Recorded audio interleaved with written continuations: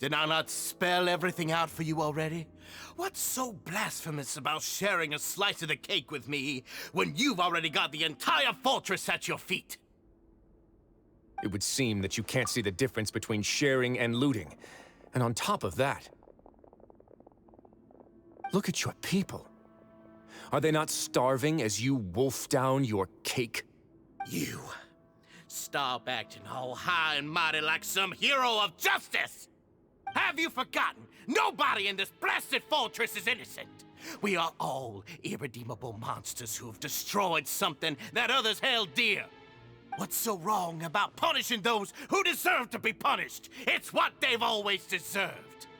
And please, are you really gonna tell me that you care about their lives and well-being when you just need a supply of labor to keep this place running? Is it that all you need to keep your cushy life? Sadly, you're wrong on both counts. Unlike you, I've never seen them as currency. The fortress is not only a place for confinement, but also a place for rebirth. Just as people are free to give in to the darkness within their hearts, they are also free to seek redemption and a new beginning. Our bodies have limits, but our spirits will always remain free.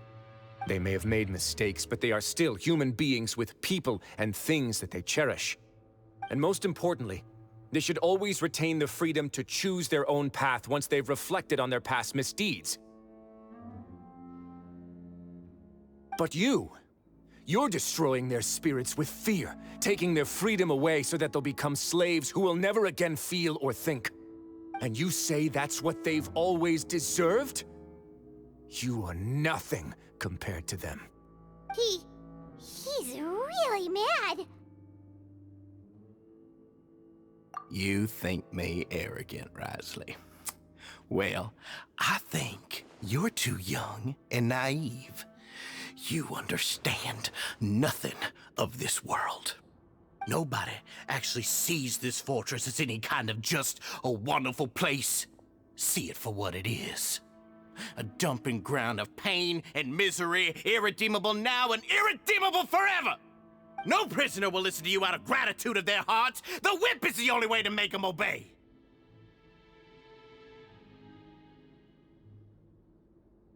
Had you been just one step slower, I would have already taken control of all the garden mechs in this place. Your vision gives you strength.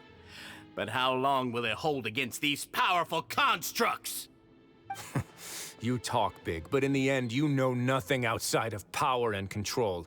In that case, let me give you a small taste of what real power looks like.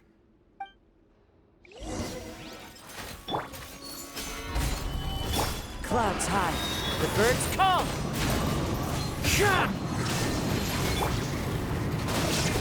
A moment, please.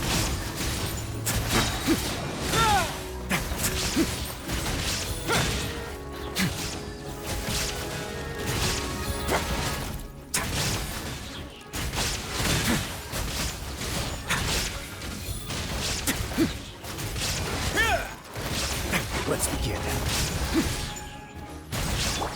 Order guide you.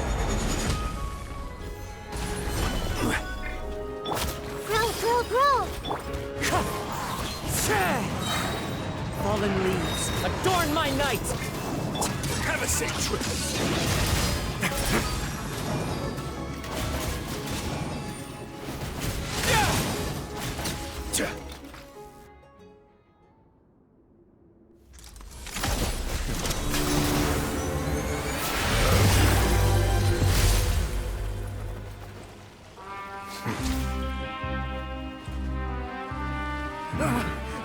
If you think fear can control everything, well then, terrify me. Don't high road me. You're just another crook. And it's time you got treated like one.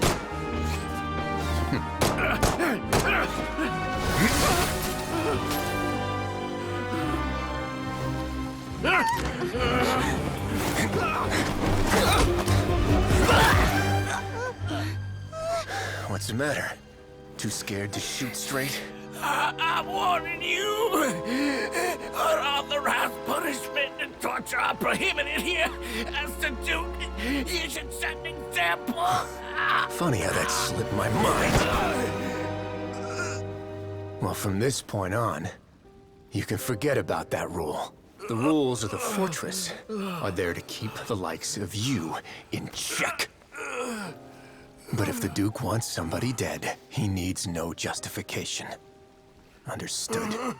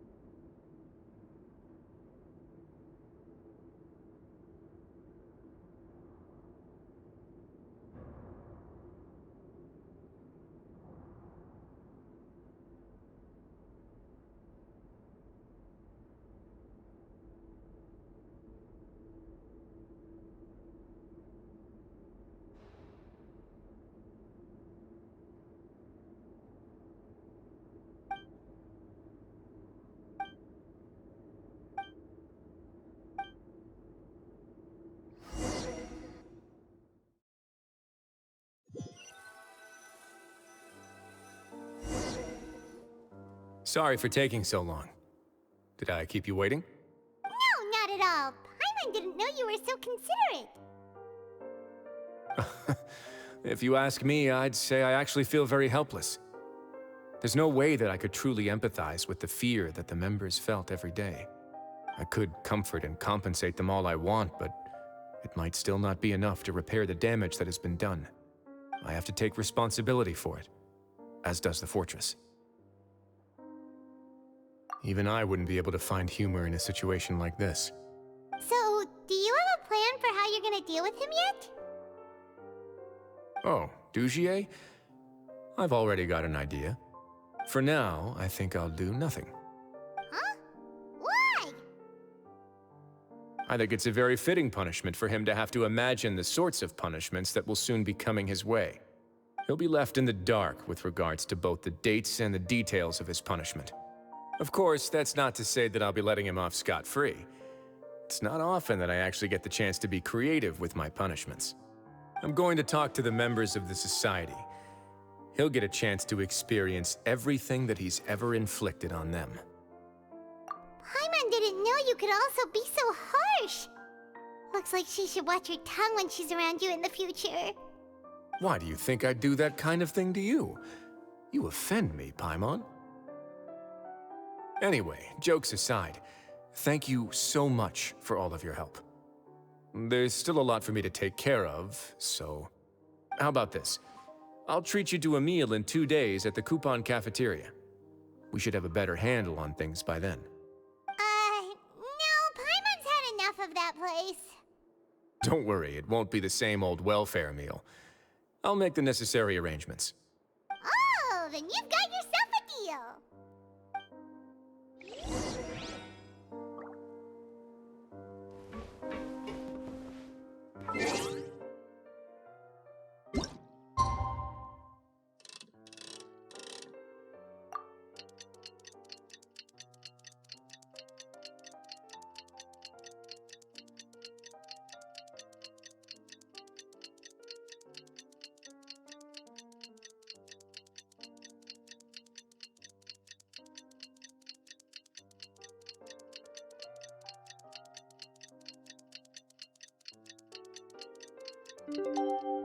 Two days later.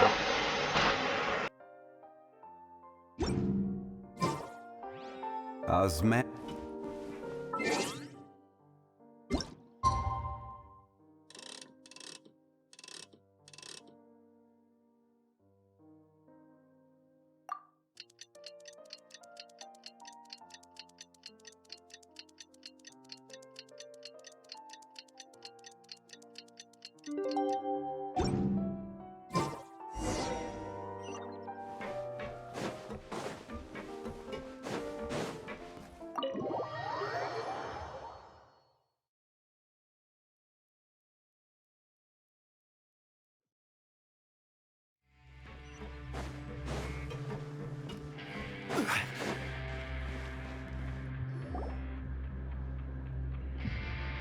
Ah, you're here.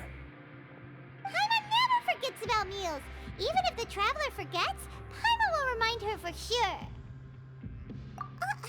That's not what Paimon meant at all. Wriothesley, you got what Paimon meant, right?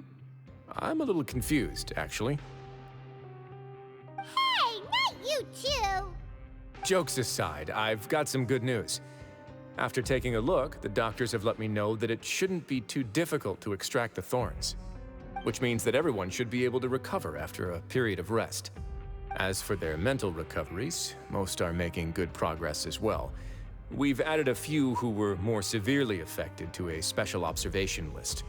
You sure got everything taken care of, Wriothesley. I try my best. After all, it's my duty to take care of everything that happens within my territory. Please, go ahead. That's a bit of a long story. I once had a similar experience. It had to do with the host family I lived with as a child. I was an orphan, adopted by a couple with a great deal of love in their hearts. I had many siblings, and we all adored each other. Once we were older, Mom and Dad would turn us over to be individually adopted by families of greater means, and go on to adopt more young children. They were perfect parents. Or so I thought. And then? And then, I found out we were merely raised as livestock. Once we had reached a certain age, our parents would bring us to the market for sale. All children that were sold would leave the house, and nobody would know what became of them. As for those who didn't sell, they were merely disposed of. Did you know I once considered myself an extremely lucky child? And all of my friends, all of my siblings, they all felt this way as well. I was also not the first to find out about the truth. All those who found out before me were simply added to the disposal pile.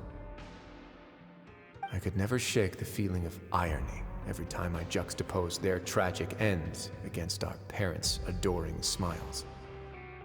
Yes, like the society, my parents created a facade of joy, lied to satiate their desires, and even employed incredibly cruel methods to keep their grasp on power.